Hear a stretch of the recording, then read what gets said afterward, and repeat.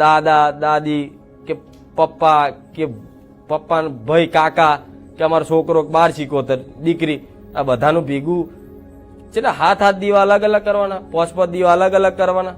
તો આ ઉપાય બતાવું છું કે એક જ દીવામાં ચમનું થાય.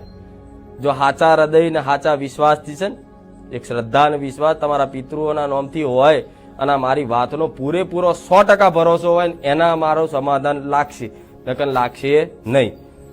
તમારા ઘેર જો સાચી ભાવનાથી પિતૃઓને પૂજવા માંગતા હોય તો એક પિતૃદેવના નામથી એક દીવો ઊભી વાટનો કરી જોજો. સફેદ કાપડ પાટલી પર પાથરી 5 ચોલ્લા કરી એને કંકુ ચોખાથી વધાઈ ફૂલો બૂલો જે તમારી પૂજા પાઠની વિધિ છે એ કરી અને એક ઊભી વાટનો દીવો કરી અને પિતૃદેવના નામથી ચાલુ કરજો.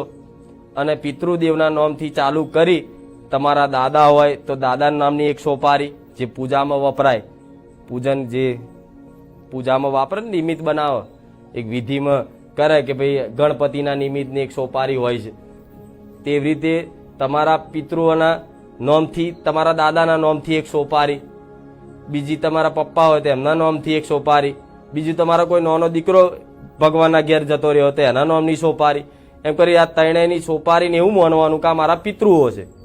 શ્રીફળ તમે મોટું ના મૂકો પ્રતીક માટે તો સોપારી મૂકો, પણ સોપારીને સાચવવાની અને એની પર એક વિશ્વાસ રાખવાનો કે આ મારા પિતૃદેવ છે, આમાં મારા દાદા બેઠા છે, આમાં મારા પપ્પા બેઠા છે, કે આમાં મારો કોઈ દીકરો નાનો બેઠો છે, કે આમાં કાકા છે.